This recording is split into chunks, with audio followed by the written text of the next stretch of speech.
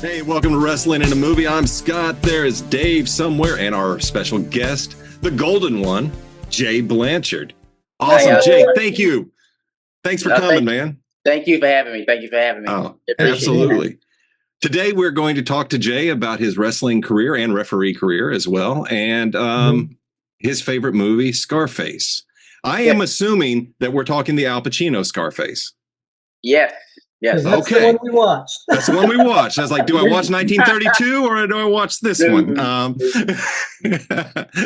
am going to go watch 1932 after watching this. But anyway. I'm going to let you do that. I'm not going to do that. Well, you might be surprised. I'm going to tell you, and I tell all our listeners, Dave and I have another podcast. It's Old Ass Movie Reviews. Mm-hmm. And when we started it a few years ago, I really didn't want to watch old movies. I didn't want to see the black and white ones. I didn't want to see the 1930s. And then I saw pure cinema magic and real, just, man, shit, not relying on CGI and effects and just solid stories. So good stuff. Don't sleep on the oldies is all I'm saying. There are some good old movies, but I haven't really watched any old movies that's like black and white. That's fair. So I think this is the oldest movie I watched. So okay, and that's fair. I would say if you're going to start with an older movie that's in black and white, hit Casablanca. That's my choice. Would be Casablanca would be your first one. Then go ahead and hit the Maltese Falcon. Maltese Falcon. I always forget the name of the damn bird. I don't know why. Yes, the Maltese Falcon. They're both Humphrey Bogart movies, and the cinematography in them and the storytelling is great. So they're good spots to start out if you've never watched black and white movies. And I will say, I know we started in a weird spot today with going to movies, but since you like Scarface, and if you get a chance and you can't sleep, throw on some old James Cagney gangster films, and you're going to see some of the stuff that Pacino pulled out. You're going to see a lot of that. Some of these old movies, the difference being is it takes place during Prohibition versus the cocaine stuff. And we'll get to the movies. So sorry for the sidetrack, but let's get to the golden one, Jay Blanchard. We started seeing you a little over a year. I don't know how long ago we've been going to the CWF matches, but you were a referee there. Yes. And you were our favorite referee because you have attitude. Great. Right after that. I get that a lot. Even my wife saw you on the screen when I was watching a replay. She's like, "Oh, I like him." It was awesome, which is awesome. Tell me about being a ref. Okay. How did that come about? All right. So first, I actually came into the company. I want to say like a few years ago, maybe 2 years ago by now. The guy that brought me in was Simon Phillips. Okay. And ironically, the event that I came in was Warfare. So that very first event that I ever showed up had a referee, main event, had a slide in and count to 3 and a match with Briggs and somebody and Sims and everything. I just felt that as being a referee, I wanted to be different. I didn't want to be just, bland and, like everybody else does and looking like a robot. I was like, I'm not going to take anything from nobody. They always say the referee, the ring is your home too, just as well it is the wrestlers. So protect it, right? Protect the rules. So I'm like, okay, cool. I'm gonna watch a little Earl Hebner. Then they had this boxing referee that every time when people box, he'll always just be in there looking like that, and he's in it. So I'm just like, I'm gonna be like that, I'm gonna make it really look like a fight, and that's exactly what it is a fight. So I'm like, okay, I'm gonna instigate a little bit, okay. So and you're not afraid to get your hands in there either. No. No, I see some refs are pretty hands off, but it always shocks me when I'll see a ref grab somebody off. It's like, damn, man, it's your ring. You're protecting your ring. And I remember the first time you were doing the ref, and then you came out as a fighter, and I'm like, wait a minute, that was the kid that was just in the ring. What the hell's going on? And you did a good job. I remember that night. I think that was the first time you wrestled, or were you wrestling somewhere else before that? No. First time I've ever stepped in a wrestling ring was CWF. Oh, okay. So that's so we were there. We were there. Man. Oh my God. Nice. Pretty cool. Awesome. how many? So it's only been what, 2 years, 3 years? I'm not Yeah, sure how long we've been watching. I'm sorry. I don't know. I'm a while. it's been just about 2 years or 3 years. Okay. Yeah. Very So, cool.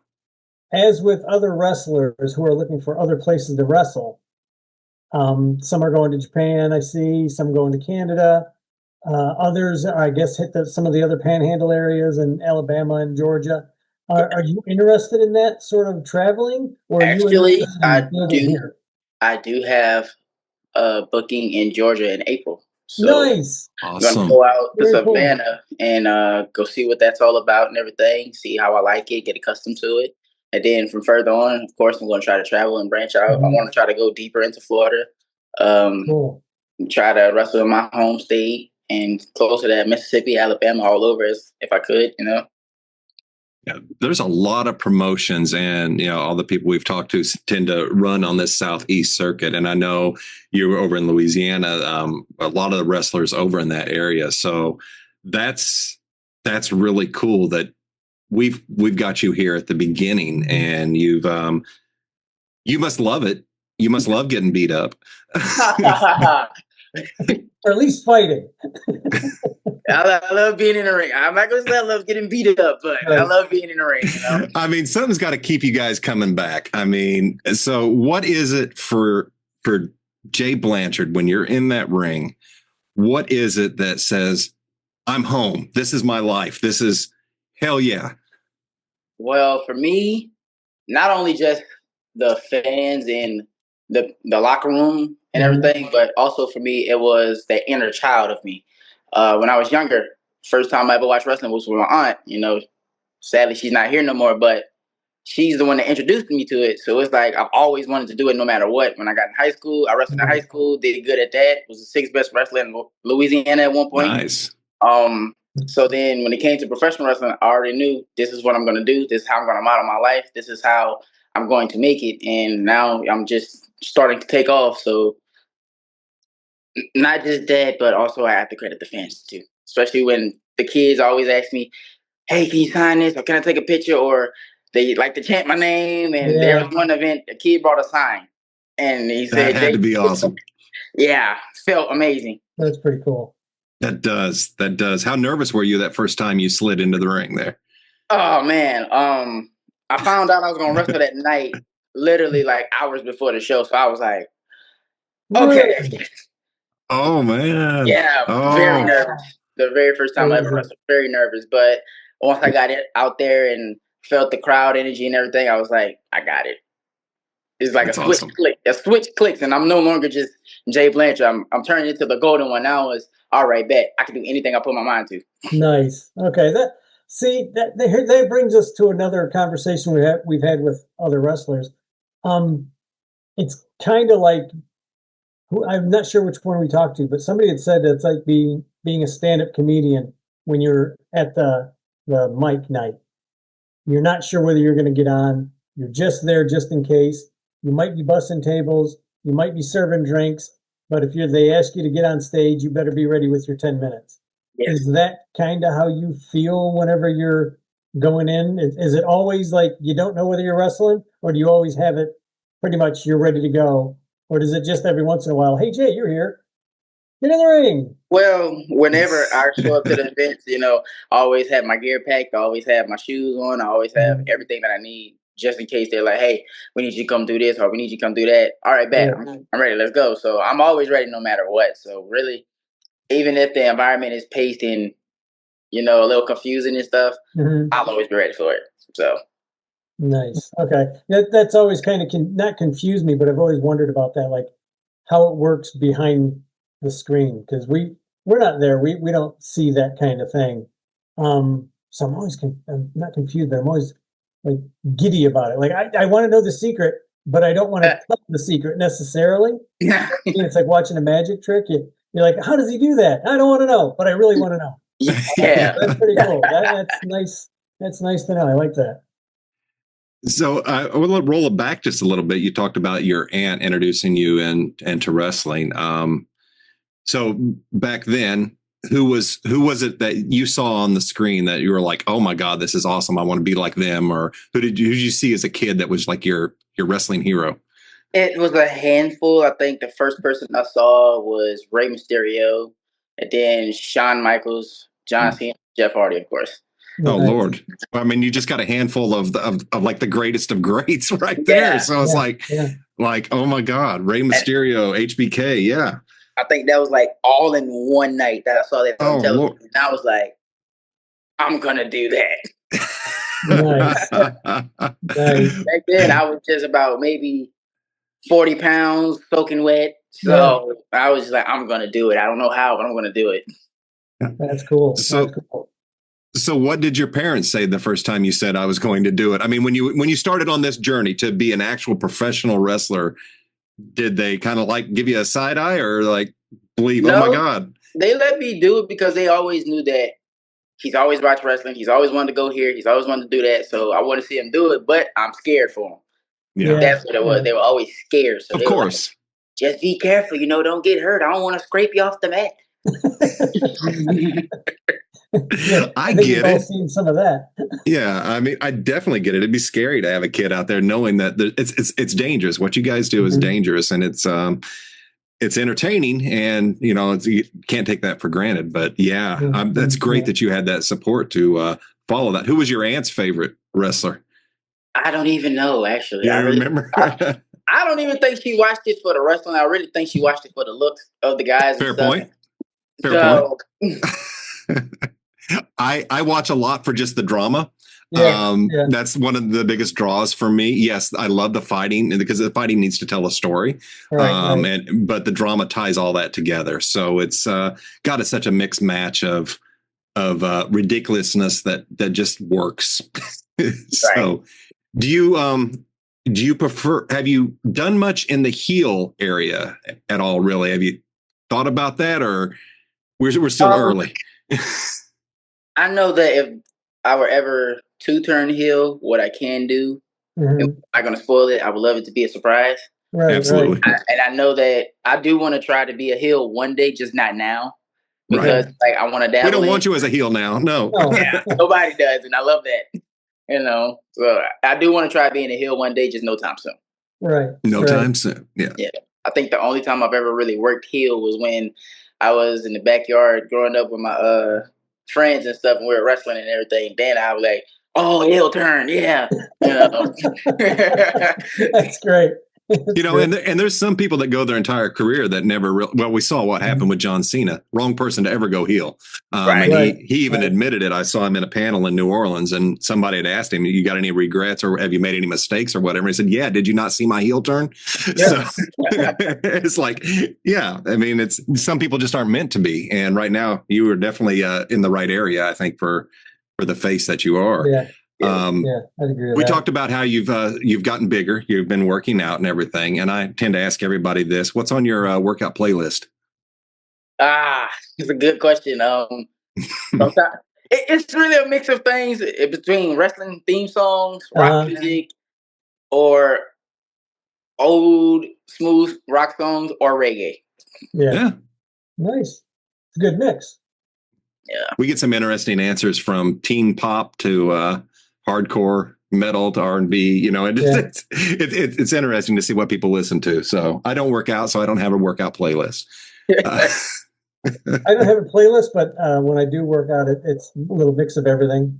I mean, I'll go from old country to metal to basically lounge singer, lounge wizard type music. I listen to a little bit of everything. It's just whatever I'm in the mood for. Right. So where did you train? How did you since you're at the beginning of this and you've been at it for about 3 years, how did you get started? So any of our listeners tuning in can have an idea. How did you get started? Okay, so my start was a little bit different than the typical start. I didn't start at a wrestling school. Simon Phillips, when he was still with the company, he brought me in, and that's how I met Marshall Briggs. So he actually took me in and he helped train me along with Sims and everything. So, Wow. and along with Simon and Brandon Collins, and I had a handful of guys just help train me and everything. You know, with Orion being there, I had some lessons from him. Oh, Show everybody things and stuff and run drills before the show starts. Wow. So, yeah, it's all about showing up and being consistent no matter what. Always show up no matter what. That's amazing. That's actually really cool. That's, again, it's the behind the scenes thing that I like to hear, that everybody, it's almost like a family, for lack of a better term, because that's what I would consider it. Yeah. Helping and teaching. And you seem to have such a good head on your shoulders, way better than I did when I was your age. And you know what you want to do, and you're going out after it. Me, I'm just like, hey man, pass me the bottle, dude. But that's another story. But you, man, you've got your sights locked in, and that is really cool. Man, there's not even a word for it. I just find that really, what's the word? Scott, give me the word. I'm looking for a good solid word. Well, it starts with a letter. But I don't know you well enough to say proud of you. But I am. Well, it's inspirational. I like seeing anybody follow their dreams, and you worked your way in the way I worked my way into the movie industry. Just show up on set. Can I do something? Just always there, moving equipment, running lights, wires, and then all of a sudden acting and getting in the roles and stuff, and just rolling into that. So it is, sometimes you just got to put yourself out there and have that drive that you have. What's the craziest thing you've seen happen? You got any good stories? Yes, I do. I have a good one, actually. I have a few good ones. Nice. But I think I'm only going to tell maybe one or two. That's the first one. Fair enough. The first one was, I think I really only have one good one. It was when somebody got hurt. We were at the Air Force base and we were doing a show, and I was the only referee there, so I refed all the matches. I think we had 4 matches in total. And there was a match for the D1 championship. Manimal, Chris Mason, and Jet Danger. Yeah. And so Chris gave Manimal this German suplex, and Manimal's arms just went like completely folded. They went limp and everything. And I was just like, and I recognized it immediately because I'm just like, he's not blinking. Okay, hold on. Oh, damn. And Jet drop kicked him or something out of the ring. So Chris was no longer in the ring. Jet covered Manimal. And Manimal to this day, he'll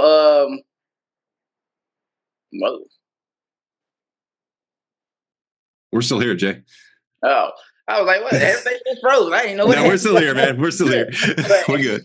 I'm sorry, but Manimal to this day, he'll tell you, oh, my shoulder was up.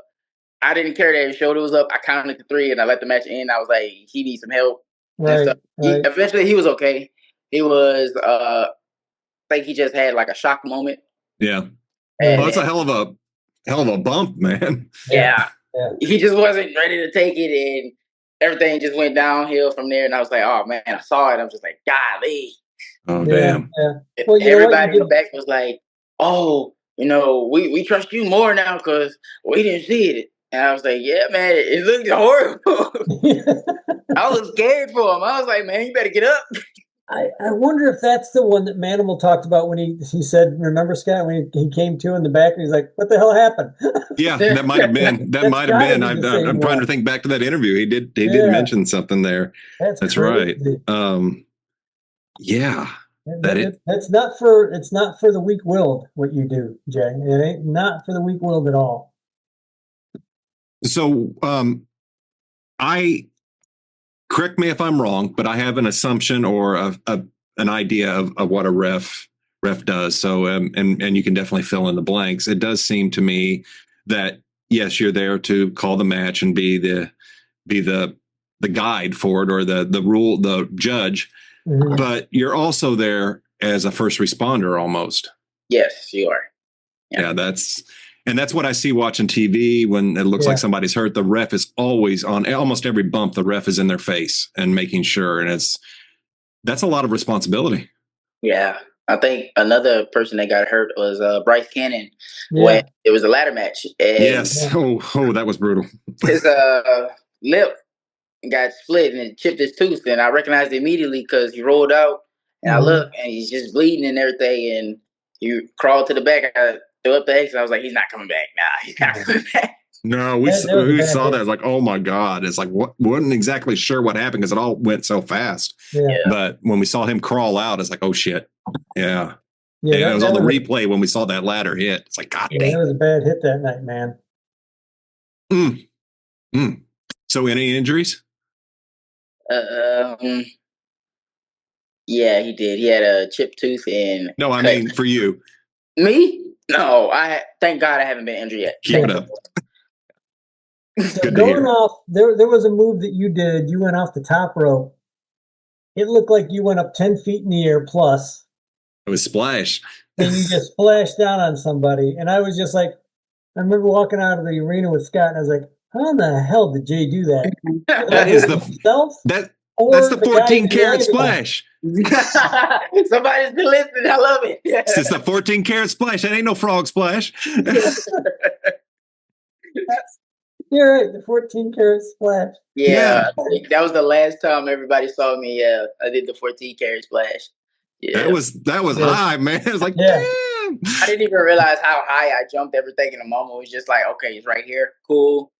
I had the perfect space and everything. So it was just like right on the money. All I did was really just take a leap of faith, really. You took a hell of a leap. You took a hell of a leap. that was big leap, big faith, big high. Yeah. Yeah. Yeah, that was amazing. Yeah, absolutely. I love the shit. WWE do that. That was pretty freaking high. Hopefully, I'll be doing it more, everything, and I'll start jumping even higher because I train to be athletic, but also train to be strong as well. So I do athletic things with like wrestling, stuff like that. So, who's your wrestling influence? Who do you try and like, or you feel you model or take things from? That's a hard question. That's a really good question. I never really thought about that, but if I really would have to, right now, the biggest comparison I've had was Javon Evans. Absolutely. That boy bouncy. A bunch of luchadors and stuff. So, because you're not going to see me do typical wrestling things. I can, but at the same time, you also see me doing more lucha style things. You always see me flying and everything like that. So. Yeah.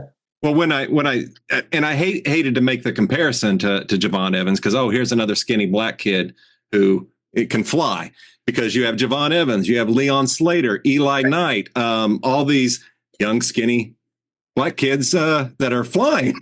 And here's Jay Blanchard. Let's add you to the name because those guys are amazing to watch. And when I see that, I was like, damn, he's bouncy. Yeah, that's awesome. Scott's got it over on me because he watches a lot more of the wrestling than I do. I'm pretty much CWF. I've started watching some of the other more local groups. So all these names that he just threw at me, I'm like, I don't know. Go look up Javon Evans. Do not sleep on that man. I mean, hell, what was it? Just this last Monday, that damn cutter he did from across the ring. It was insane, man. He's awesome. He's awesome. Love me some Javon. You're right back. I found out he's been doing this since like he was 13. So yeah, from 13. And I saw an interview with him. He was talking about how he used to go over to his neighbor's house when they were gone and get on their trampoline, and he'd call all his friends and they'd go wrestle on the trampoline, which was wild, man. So it's very cool. Very cool. Oh yeah. So yeah, that was an easy comparison. I like the high flyers as well, the luchadors. My favorite thing to watch right now is AAA. Yes. I love the ridiculousness of it. The clowns, Mr. Iguana is a favorite. I love watching some of the older AAA and stuff, like when Eddie was there and Latin Lover. Those two were my actual favorite tag team, and then Eddie, of course, he was my favorite. I definitely should go back. I know Eddie had a match. It was him and Latin Lover. They were teaming, and Eddie would always wear these USA tights with the tassels and stuff. Mm-hmm. And then they have the boots on and the mullet and slick hair. I was just like, man, I want to be buff like him. I want to look like him one day and do the things he does.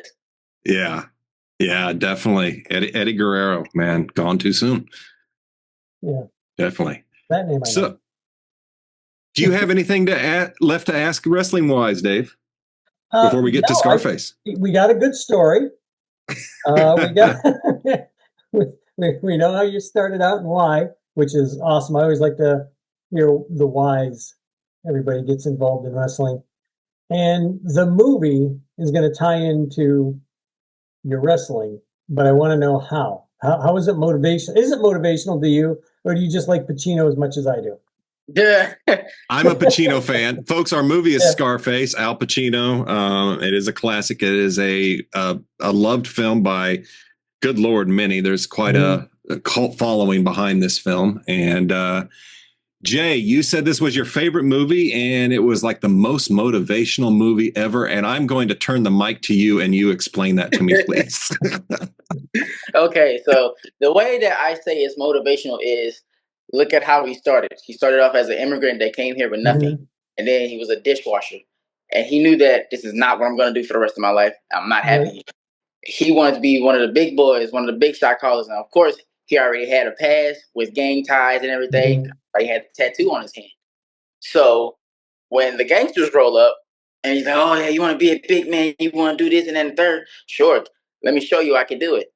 He not only showed them, but he outworked them as well. And that's why I'm like, this is so motivational, because it teaches you, if you really look at it, don't give up on yourself. If you know you're not happy where you are, elevate yourself to make it better for your life, you know?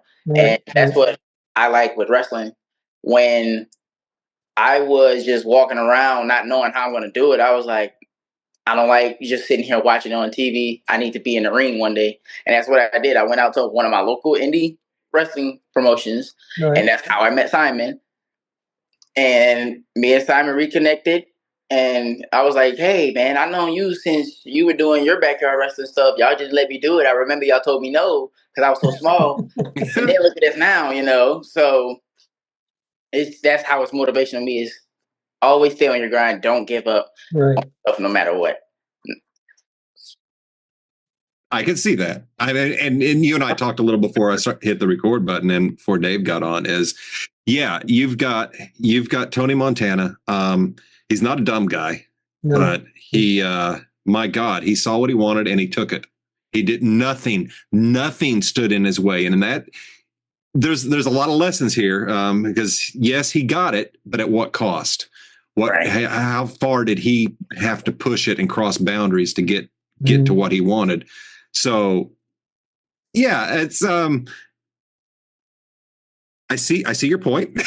and you know what? I think the movie even tried to make it that way, because I about shit when it had an 80s montage in it. Yeah. I did not expect a montage. In all 80s movies, it's a requirement. You have to have a montage. And here it was, but it wasn't Rocky training and everything. Here's Tony just robbing everybody, you know, making the money, you know, and it's like, it was kind of a cool moment. It's like, you gave me a freaking montage. I remember getting kicked out of class arguing with the teacher over this movie. Really? English class. Yeah, I was English class senior year. And I don't even know how we started talking about it, but I backed Tony Montoya, just like Jay does.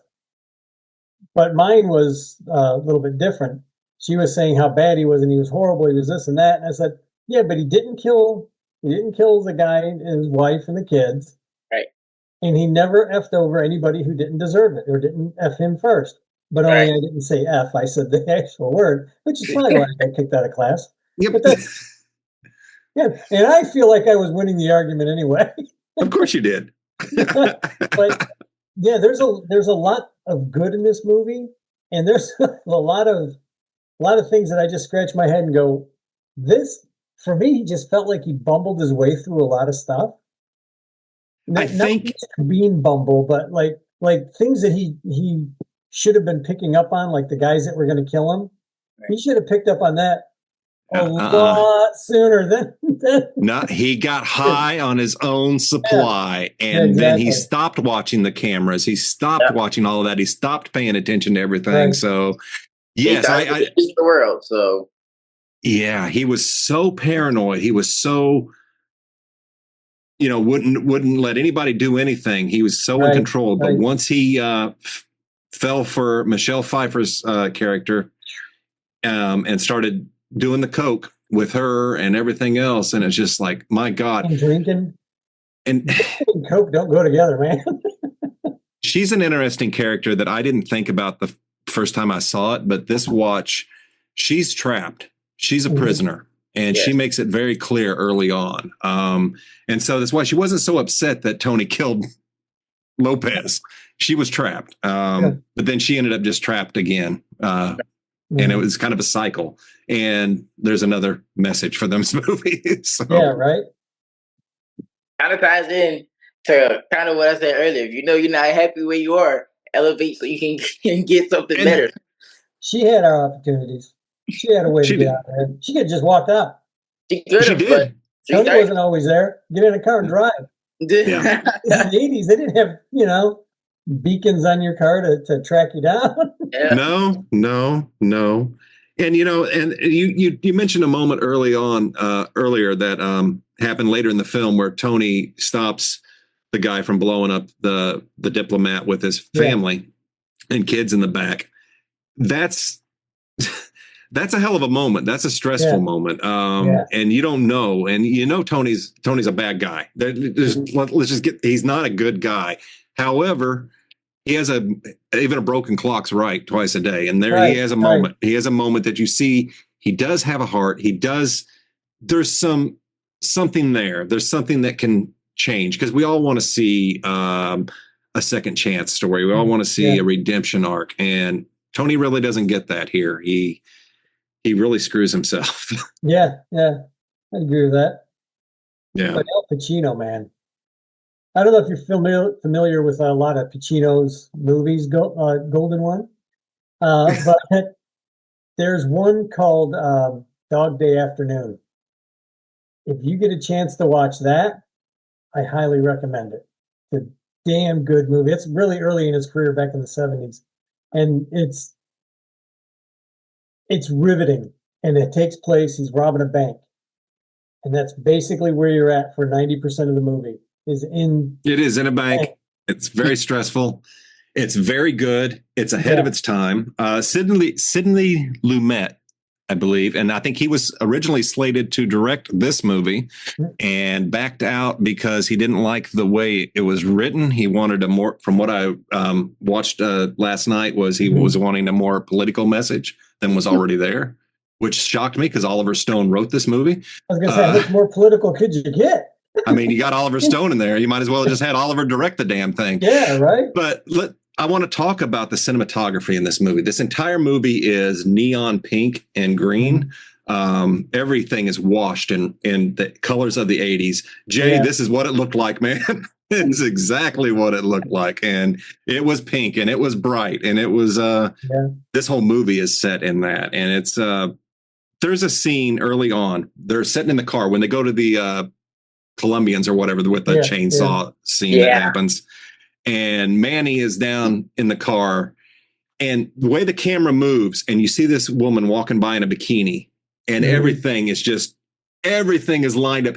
You don't know what Manny's saying. You stop looking at Manny. Is the way this camera moves, and it's like there's tricks like that throughout this entire movie, and it's like beautifully shot.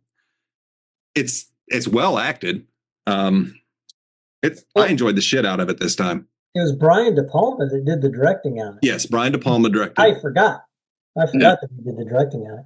But man, okay, I'm going to ask you, Jay. What's one of your favorite scenes in this movie? I can name mine. Great question. But it's also my worst. It's both my favorite and my least favorite. But what's your favorite? My favorite scene is when he looks out at the window and the blimp rolls by. And it says, "The world is yours." Because that scene spoke to me the most. Nice. That's awesome. That's freaking great. That was right after that shot. Yeah. Yeah. Nice. my personal favorite and least favorite at the same time, if that's even possible, is the chainsaw scene in the hotel. Yeah. Because of the way it all comes down. He knew better than to be there. He knew not to trust him. But the way that it's brutal, the way the guy's tortured, but the way that's shot is so claustrophobic, and it's terrifying all at the same time.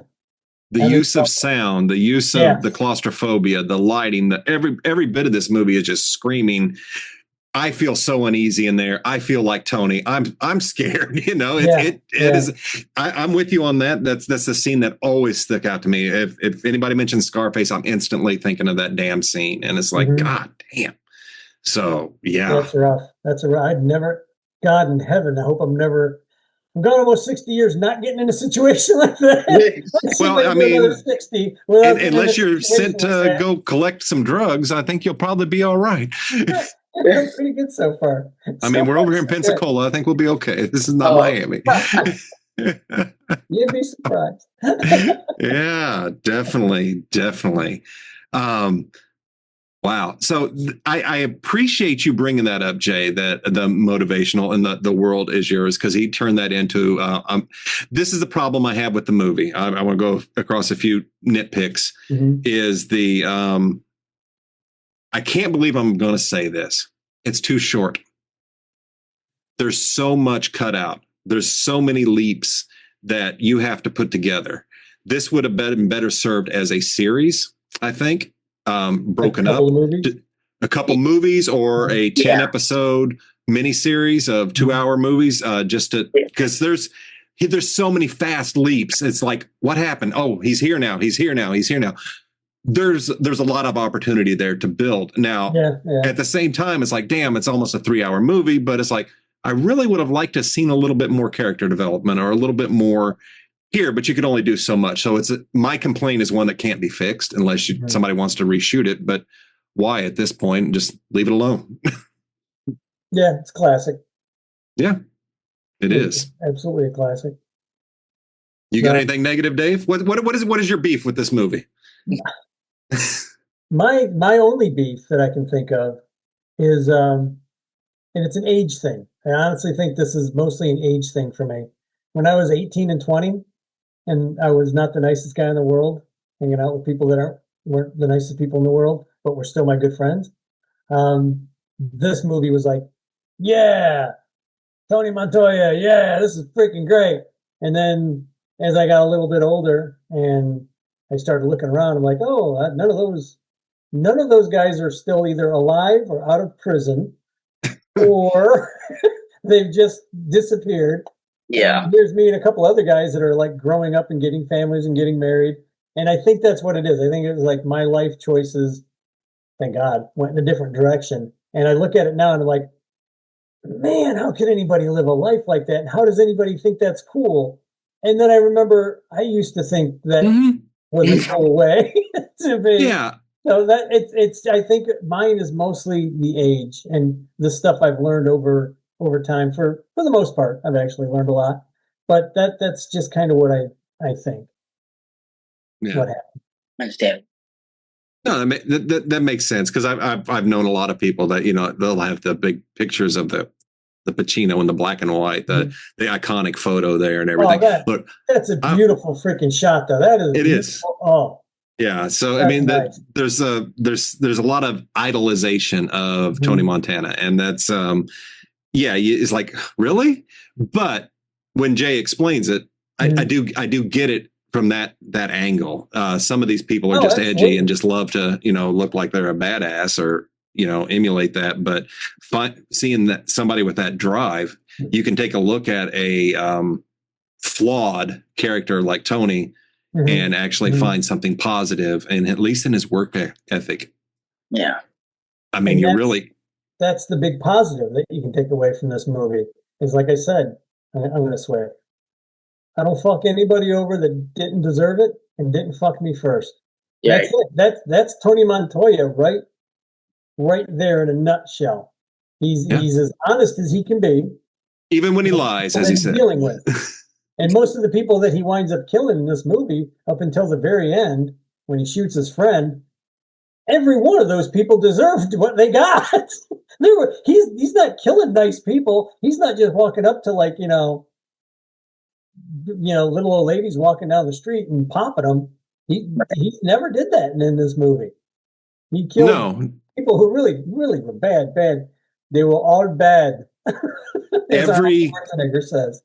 Every gangster movie you see, they make themselves good in the community so they have friends. Mm-hmm. They take care of those around them so they have a buffer. And I'm sure, there were a lot of protected people. What got me in this movie, what surprised me, is I wasn't prepared to see the cops show up from the very beginning.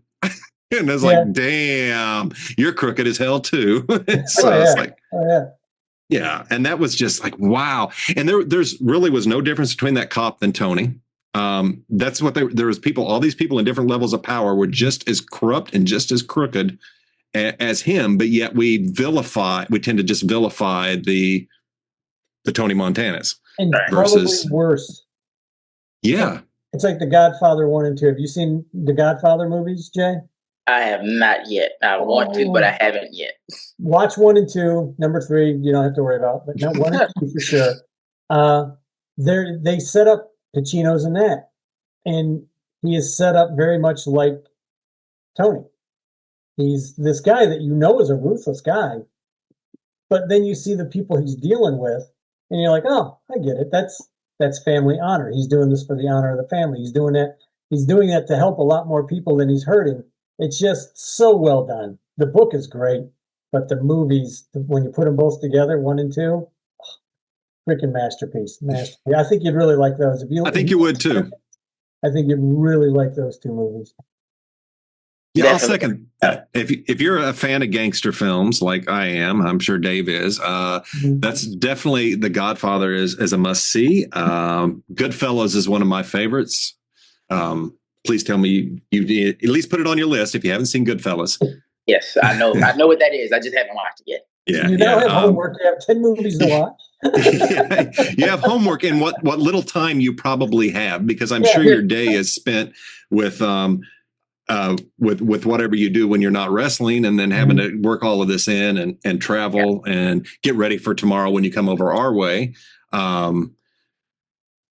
So, Jay, do you have anything that you want to give a shout out to? Any promotions going on? Anything you're going to be at? Anything you want to, say?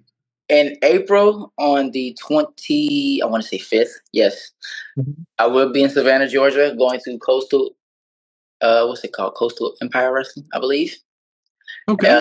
It's a promotion with Bryce Cannon. He's the one that hit me up, and he was like, "Hey, you want to come out here and get this opportunity?" I was like, "Yeah, sure, let's do it." Nice. Awesome. Very cool. That's all I have going on for right now, really. I do have a message for anybody that's listening.